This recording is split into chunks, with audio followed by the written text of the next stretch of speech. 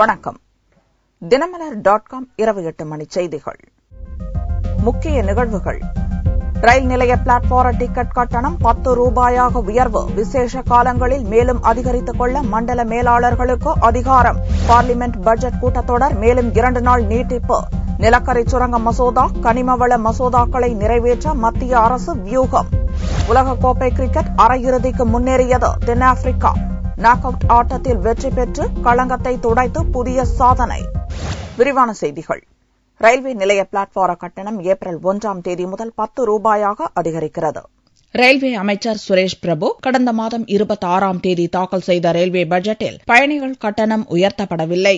இந்நிலையில் பயணிகளுக்கான பிளாட்பார்ம் கட்டணத்தை உயர்த்த ரயில்வே துறை முடிவு செய்துள்ளது. அதன்படி தற்போது 5 ரூபாயாக இருக்கும் பிளாட்பார கட்டணம் 10 ரூபாயாக உயர்த்தப்படுகிறது. வரும் ஏப்ரல் 1ஆம் தேதி முதல் புதிய கட்டணம் அமலுக்கு வருகிறது. ரயில்வே துறையின் வருவாயை அதிகரிக்கும் வகையிலும் ரயில் நிலையங்களில் தேவையற்ற கூட்டத்தை தவிர்க்கும் வகையிலும் பிளாட்பார கட்டணம் உயர்த்தப்பட்டுள்ளது. மேலும் விழா காலங்கள் மற்றும் பிரம்மாண்ட பேரணிகள், பொதுக்கூட்டங்கள் நடைபெறும் சமயங்களில் பிளாட்பார கட்டணத்தை 10 ரூபாய்க்கு அதிகமாக நிர்ணயித்துக் கொள்ள அந்தந்த ரயில்வே மண்டல மேலாளர்களுக்கு அதிகாரம் அளித்தும் ரயில்வே வாரியம் உத்தரவு பிறப்பித்துள்ளது. முன்னாள் ரயில்வே அமைச்சர் தினேஷ் திரிவேதி 2012ஆம் ஆண்டு தாக்கல் செய்த ரயில்வே பட்ஜெட்டில் 3 ரூபாயாக இருந்த பிளாட்பார கட்டணத்தை 5 ரூபாயாக உயர்த்தினார் என்பது குறிப்பிடத்தக்கது.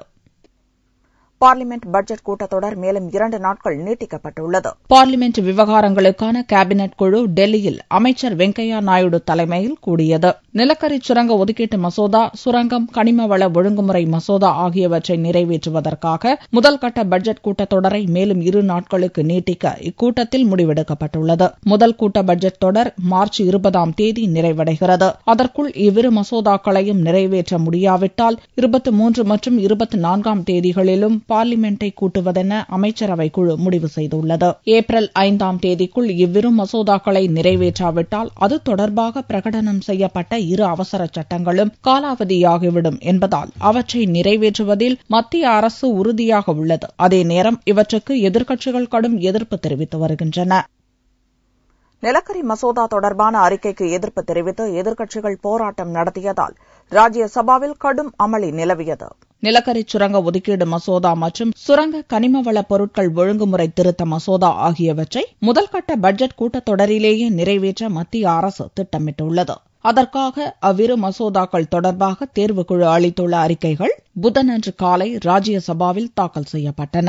இதற்கு எதிர்க்கட்சித் தலைவர் குலாம் நபி ஆசாத் கடும் எதிர்ப்பு தெரிவித்தார். இவ்விரு அறிக்கைகளும் அவசரமாக தயாரிக்கப்பட்டுள்ளதாகவும் மற்ற கட்சிகளின் கருத்துக்கள் புறக்கணிக்கப்பட்டுள்ளதாகவும் சந்தேகங்களுக்கு தீர்வு தெரிவிக்கப்படவில்லை என்றும் ஆசாத் புகார் கூறினார். இதனால் எதிர்க்கட்சிகளின் உறுப்பினர்களுக்கும் பாரதிய ஜனதா எம்பிக்களுக்கும் கடும் வாக்குவாதம் ஏற்பட்டது. காங்கிரஸ், ஐக்கிய ஜனதா தளம், சமாஜ்வாடி உள்ளிட்ட கட்சிகள் சபையின் மையப் பகுதியை முற்றுகையிட்டு எதிர்ப்பு கோஷங்களை எழுப்பினர். இதனால் கடும் அமளி ஏற்பட்டதால் சபையை 10 நிமிடங்களுக்கு துணைத் தலைவர் PJ குரியன் ஒத்திவைத்தார்.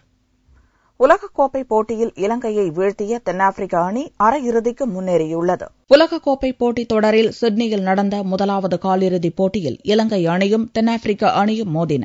டாஸ் வென்று முதலில் களமிறங்கிய இலங்கை அணி தென்னாப்பிரிக்காவின் சுழற்பந்து வீச்சை எதிர்கொள்ள முடியாமல் திணறியது. இறுதியில் 37.2 ஓவரில் 133 ரன்களுக்கு ஆல் அவுட் ஆனது. அதிகபட்சமாக குமார் சங்ககரா 45 ரன்கள் எடுத்தார். இம்ரான் தாஹிர் 4 விக்கெட்டுகளும் டுமினி 3 விக்கெட்டுகளும் எடுத்தனர். இலங்கை கேப்டன் ஆஞ்சலோ மேத்யூஸ், நுவன் குலசேகரா, தரிந்து கௌஷல் ஆகியோரை அடுத்தடுத்த பந்துகளில் வீழ்த்தி டுமினி ஹேட்ரிக் சாதனை படைத்தார். அடுத்து விளையாடிய தென்னாப்பிரிக்க அணி 1 விக்கெட் இழப்புக்கு 134 ரன்கள் எடுத்து எளிதில் வெற்றி பெற்றது. குவென்டன் டீகாக் 78 ரன்கள் எடுத்தார். 4 விக்கெட் வீழ்த்திய இம்ரான் தாஹிர் ஆட்ட நாயகன் விருது பெற்றார். இந்த வெற்றியின் மூலம் மார்ச் 24ஆம் தேதி ஆக்லாந்தில் நடக்கும் முதலாவது அரையிறுதிப் போட்டியில் விளையாட தென்னாப்பிரிக்கா தகுதி பெற்றுள்ளது. உலகக்கோப்பை கிரிக்கெட் போட்டியில் நாக் அவுட் ஆட்டத்தில் தென்னாப்பிரிக்கா வெற்றி பெற்றதே இல்லை. இப்போது இலங்கையை வீழ்த்தியதன் மூலம் தன் மீதான அந்த பழிச்சொல்லை தென்னாப்பிரிக்கா துடைத்துக் கொண்டுள்ளது. 1992, 1999, 2007 ஆகிய ஆண்டுகளில் நடந்த உலகக்கோப்பை போட்டிகளில் ரவுண்ட் டிராபின் முறைப்படி அரையிறுதிப் போட்டிக்கு தகுதி பெற்ற தென்னாப்பிரிக்கா 3லுமே தோல்வியை தழுவியது குறிப்பிடத்தக்கது. இலங்கையிலிருந்து மீட்கப்பட்ட தமிழக மீனவர்களின் படகுகள் புதனன்று நாகை மற்றும் புதுக்கோட்டைக்கு வந்து சேர்ந்தன. விடுவிக்கப்பட்ட 43 மீனவர்களும் நாகை திரும்பினர். கடந்த ஆண்டு பல்வேறு காலகட்டங்களில் கடலுக்கு மீன்பிடிக்கச் சென்ற தமிழக மீனவர்களின் 87 படகுகளை இலங்கை கடற்படை பறிமுதல் செய்தது. பறிமுதல் செய்யப்பட்ட படகுகளை விடுவிப்பதாக இலங்கை அரசு சமீபத்தில் அறிவித்தது. இதையடுத்து தமிழகம் மற்றும் புதுச்சேரியைச் சேர்ந்த 150க்கும் மேற்பட்ட மீனவர்கள் படகுகளை மீட்பதற்காக திங்கட்கிழமையன்று இலங்கை சென்றனர். முதல் கட்டமாக 33 படகுகள் மீட்கப்பட்ட நிலையில் அந்த படகுகளுடன் மீட்புக் குழுவினர் புதனன்று நாகை மற்றும் புதுக்கோட்டைக்கு வந்து சேர்ந்தனர். கைது செய்யப்பட்ட தமிழகம் மற்றும் புதுச்சேரியை சேர்ந்த 87 படகுகள் இப்போது விடுவிக்கப்பட்டு அந்தந்த துறைமுகங்களுக்கு வருகை தந்திருக்கும் நிலையில் நாகப்பட்டினத்தை பொறுத்தவரை 8 படகுகள் விடுவிக்கப்பட்டு நாகை துறைமுகம் வந்து சேர்ந்திருக்கின்றன. கடந்த மாதம் 26ஆம் தேதி இலங்கை கடற்படையினர் கைது செய்த காரைக்கால் மாவட்ட மீனவர்கள் 43 பேரை பிரதமர் மோடி சுற்றுப்பயணத்தை முன்னிட்டு நல்லெண்ண அடிப்படையில் இலங்கை அரசு விடுவித்தது. விடுவிக்கப்பட்ட மீனவர்கள் அனைவரையும் சர்வதேச எல்லையில் வைத்து செவ்வாயன்று மாலை இந்திய கடற்படையினரிடம் இலங்கை அரசு ஒப்படைத்தது. விடுவிக்கப்பட்ட 43 மீனவர்களும் புதனன்று காரைக்கால் துறைமுகத்திற்கு வந்து சேர்ந்தனர். மீனவர்களை உறவினர்கள் கண்ணீர் மல்க வரவேற்றனர். ஜெயலலிதா சொத்து குவிப்பு மேல்முறையீட்டு வழக்கில் அரசு வக்கீல் பவானி சிங்கை நீக்க கோரி திமுக பொதுச் செயலாளர் அன்பழகன் தாக்கல் செய்த மனு மீதான விசாரணையை உச்சநீதிமன்றம் வரும் 24ஆம் தேதிக்கு ஒத்திவைத்தது. சொத்து குவிப்பு வழக்கை எதிர்த்து ஜெயலலிதா உள்ளிட்ட 4 தாக்கல் செய்த மேல்முறையீட்டு மனுக்கள் மீதான விசாரணையில் அரசு வக்கீலாக பவானி சிங் ஆஜராகி வருகிறார். அரசு வக்கீல் பவானி சிங்கை நீக்க கோரி திமுக பொதுச் செயலாளர் அன்பழகன் கடந்த மாத இறுதியில் உச்சநீதிமன்றத்தில் மனு தாக்கல் செய்தார். பிப்ரவரி 27ஆம் தேதி விசாரணைக்கு வந்த அந்த மனு மார்ச் 9ஆம் தேதிக்கு ஒத்திவைக்கப்பட்டது. மார்ச் 9ஆம் தேதி அந்த மனு மதன் பி லோகூர் தலைமையிலான அமர்வு முன் விசாரணைக்கு வந்தது. அரசு வக்கீலாக ஆஜராக பவானி சிங்குக்கு அதிகாரம் இல்லாததால் கர்நாடக உயர்நீதிமன்றத்தில் மேல்முறையீட்டு வழக்கு விசாரணை நடைமுறைகள் செல்லாது என அன்பழகன் சார்பில் ஆஜரான வக்கீல் ஆண்டி அர்ஜுனா வாதிட்டார். தன் மனு மீது முடிவெடுக்கும் வரை கர்நாடக உயர்நீதிமன்றத்தில் மேல்முறையீட்டு மனுக்கள் மீதான விசாரணைக்கு தடை விதிக்க வேண்டும் என அன்பழகன் தரப்பு வலியுறுத்தியதை நிராகரித்த நீதிபதிகள் இவ்வழக்கில் ஜெயலலிதா உள்ளிட்ட 4 பேரும் கர்நாடக அரசும் பதில் மனு தாக்கல் செய்யும்படி உத்தரவிட்டு மறு விசாரணையை மார்ச் 18ஆம் தேதிக்கு ஒத்திவைத்தனர். அதன்படி அன்பழகனின் மனு புதனன்று உச்சநீதிமன்றத்தில் மறுபடியும் விசாரணைக்கு வந்தது. அப்போது அன்பழகன் தரப்பு வக்கீல் வாதிடுகையில் வழக்கின் முக்கியத்துவம் கருதி மனுவை விரைந்து விசாரிக்க வேண்டுமென வலியுறுத்தினார். அதை ஏற்ற நீதிபதிகள் இவ்வழக்கை மார்ச் 24ஆம் தேதிக்கு விசாரணைக்கு எடுத்துக் கொள்வதாக அறிவித்தனர். கர்நாடக உயர்நீதிமன்றத்தில் நடந்து வந்த ஜெயலலிதா உள்ளிட்டோரின் மேல்முறையீட்டு மனுக்கள் மீதான விசாரணை கடந்த 11ஆம் தேதியுடன் முடிந்த நிலையில் தீர்ப்பை தேதி குறிப்பிடாமல் நீதிபதி குமாரசாமி ஒத்திவைத்துள்ளார் என்பது குறிப்பிடத்தக்கது. கன்னியாஸ்திரி கற்பழிக்கப்பட்ட சம்பவத்தில் சிபிஐ விசாரணைக்கு முதல்வர் மம்தா பானர்ஜி பரிந்துரை செய்துள்ளார். மேற்குவங்க மாநிலம் நாடியா மாவட்டத்தில் உள்ள கிறிஸ்தவ பள்ளிக்குள் நுழைந்த 6 மர்ம ஆசாமிகள் அங்கிருந்த 72 வயது கன்னியாஸ்திரியை கற்பழித்தனர். கற்பழிப்பு தொடர்பாக 10 பேரிடம் மேற்குவங்க போலீசார் விசாரித்த போதிலும் யாரும் கைது செய்யப்படவில்லை. இந்த சம்பவத்தில் பள்ளியின் சிசிடிவி கேமராவில் பதிவாகியிருந்த கொடூரர்களின் படங்களை மேற்குவங்க போலீசார் விளம்பரப்படுத்தினர். ஆனாலும் எந்த துப்பும் கிடைக்கவில்லை. கன்னியாஸ்திரி கற்பழிப்பில் இதுவரை ஒருவர் கூட கைது செய்யப்படாத நிலையில் வழக்கை சிபிஐ விசாரிக்க உள்ளது. இது உணர்வு பூர்வமான வழக்கு என்பதால் விசாரணையை சிபிஐயிடம் ஒப்படைக்க முடிவு செய்திருப்பதாக டுவிட்டரில் மம்தா தெரிவித்துள்ளார். இதனிடையே மருத்துவமனையில் சிகிச்சை பெற்று வரும் கன்னியாஸ்திரியை இந்தியாவின் தலைமை பிஷப் பேசிலியஸ் கிளீமிஸ் சந்தித்து ஆறுதல் கூறினார். அப்போது அவர் மனித நேயமற்ற செயலில் ஈடுபட்ட கொடூரர்களை உடனடியாக கைது செய்ய வேண்டும் என்று வலியுறுத்தினார். இதனிடையே கன்னியாஸ்திரி கற்பழிப்பு தொடர்பாக 2 வாரத்தில் அறிக்கை அளிக்கும்படி மேற்குவங்க தலைமைச் செயலாளர் டிஜிபி ஆகியோருக்கு தேசிய மனித உரிமை கமிஷன் நோட்டீஸ் அனுப்பியுள்ளது.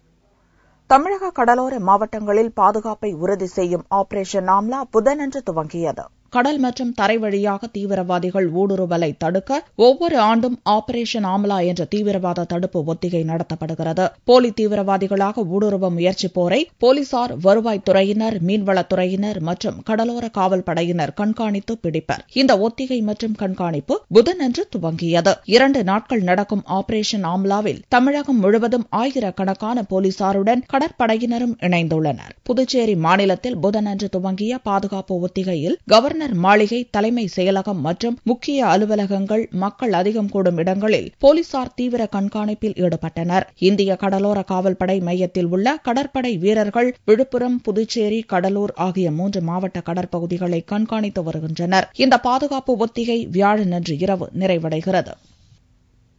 நாமக்கல் அருகே பெண்ணை வழிமறித்து பாலியல் வன்கொடுமை செய்த 5 பேரை போலீசார் கைது செய்தனர். கரூர் மாவட்டம் நெரூர் பகுதியைச் சேர்ந்த இளம்பெண் தனது கணவருடன் ஏற்பட்ட கருத்து வேறுபாட்டால் குழந்தைகளுடன் தனியாக வசித்து வந்தார். அந்த இளம்பெண்ணுடன் நாமக்கல் மாவட்டம் ஒடுவன்குறிச்சி பகுதியைச் சேர்ந்த இளைஞருக்கும் பழக்கம் ஏற்பட்டது. இதைத் தொடர்ந்து இருவரும் போதகாப்பட்டி பகுதியில் வீடு எடுத்து தங்கினர். கடந்த 15ஆம் தேதி வேலைக்கு சென்ற துணைவர் வெகு நேரமாகியும் வீடு திரும்பாததால் அவரை இளம்பெண் தேடிச் சென்றுள்ளார். போதகாப்பட்டி சுடுகாடு வழியாக அந்த பெண் சென்றபோது அவரை வழிமறித்த கும்பல் கொலை மிரட்டல் விடுத்து பாலியல் வன்கொடுமை செய்தது. இந்த சம்பவம் தொடர்பாக இளம்பெண்ணின் புகாரின் அடிப்படையில் ராசிபுரம் போலீசார் வழக்கு பதிவு செய்தனர். இளம்பெண்ணை பலாத்காரம் செய்த நாமகிரிப்பேட்டையைச் சேர்ந்த கணேஷ்குமார், ஜெயசூர்யா, பிர்லா மற்றும் ராஜேஷ் ஆகியோரை செவ்வாயன்று கைது செய்தனர். தலைமறைவாக இருந்த அஜித் என்பவர் புதனன்று கைது செய்யப்பட்டார். பாதிக்கப்பட்ட இளம்பெண் சேலம் அரசு மருத்துவமனையில் மருத்துவ பரிசோதனைக்காகவும் சிகிச்சைக்காகவும் அனுமதிக்கப்பட்டுள்ளார். நியூட்ரினோ திட்டம் செயல்படுத்துவதற்காக மத்திய அரசு கொடுக்கும் நிர்பந்தத்திற்கு தமிழக அரசு வளைந்து கொடுக்கக்கூடாது என வைகோ வலியுறுத்தினார். மதுரை பழங்காநத்தம் பகுதியில் நியூட்ரினோ எதிர்ப்பு இயக்கம் சார்பில் மதிமுக பொதுச் செயலாளர் வைகோ தலைமையில் புதனன்று உண்ணாவிரத போராட்டம் நடைபெற்றது. போராட்டத்தில் பேசிய வைகோ நியூட்ரினோ திட்டத்தால் முல்லை பெரியாறு அணை மற்றும் இடுக்கி அணைக்கு ஆபத்து உள்ளதாக கூறினார். இந்த திட்டத்திற்காக மத்திய அரசு அவசரமாக நிதி ஒதுக்கியுள்ளதாகவும் திட்டம் நிறைவேற்ற மத்திய அரசு தமிழக அரசை நிர்பந்தித்தால் வளைந்து கொடுக்கக்கூடாது என்றும் வைகோ வலியுறுத்தினார். இதனால் பெரிய ஆபத்து முல்லை பெரியாறு அணைக்கும் இடுக்கி அணைக்கும் இருக்கிறது. முல்லை பெரியார் பெண்ணிக்கு கிடையாது, இடுக்கி அணைக்கு ஆபத்து ஏற்பட்டுவிடும் என்று ஒரு தவறான செய்தியை சொல்லி அதை நம்பிய கேரள மக்கள் எதிர்த்தார்கள். அந்த தவறான செய்தி, தவறான தகவல், உண்மையில்லாத தகவல். இப்பொழுது உண்மையிலே இடுக்கி அணைக்கு நம்மை விட ஆபத்து இருக்கிறது. மேலும் காவிரிக்கு குறுக்கே தடுப்பணைகள் கட்டுவதற்கும் டெல்டா மாவட்டங்களில் செயல்படுத்த உள்ள மீத்தேன் திட்டத்திற்கும் எதிர்ப்பு தெரிவித்து ஏப்ரல் 7ஆம் தேதி தஞ்சையில் மனித சங்கிலி போராட்டம் நடத்தப்படும் என்றும் இந்த போராட்டத்தின் போது வைகோ அறிவித்தார். வேலூர் மாவட்டம் பேரணாம்பட்டு அருகே 5 காட்டு யானைகளின் கூட்டத்தால் பயிர்கள் சேதமடைந்துள்ளன. வேலூர் மாவட்டம் பேரணாம்பட்டு வனப்பகுதியிலிருந்து சாரங்கல் பகுதிக்குள் 5 காட்டு யானைகள் கொண்ட கூட்டம் செவ்வாயன்று இரவு நுழைந்தது. அங்கு பயிரிடப்பட்டிருந்த நெல், கேழ்வரகு, தக்காளி, மாமரம் உள்ளிட்ட பல்வேறு பயிர்களை சாப்பிட்டதுடன் அவற்றை சேதப்படுத்தியது. அப்பகுதியிலிருந்து வெளியேறாமல் யானைகள் முகாமிட்டதால் கிராமவாசிகள் வீடுகளை விட்டு வெளியே வர முடியாமல் தவித்தனர். புதனன்று காலையில் பொதுமக்கள் ஒன்று கூடி பட்டாசு வெடித்து யானைகளை அங்கிருந்து விரட்டினர். யானைகளால் ஏற்படும் சேதங்களுக்கு அரசு நஷ்ட ஈடு வழங்க வேண்டும் என விவசாயிகள் கோரிக்கை விடுத்தனர். காட்டு இலாக்கா அதிகாரிகள் எங்களுக்கு பாதுகாப்பு கொடுத்து அதுக்கு வேண்டிய நடவடிக்கை எடுக்குமாறு கேட்டுக்கொள்கிறோம். அதே நேரத்தில் அரசாங்கமும் எங்களுக்கு இந்த நஷ்ட ஈடு, நிறைய சேதாரம், ஏற்கனவே மழை இல்லாத பயிருங்கெல்லாம் காஞ்சி பாழாயின்னு இருக்குது.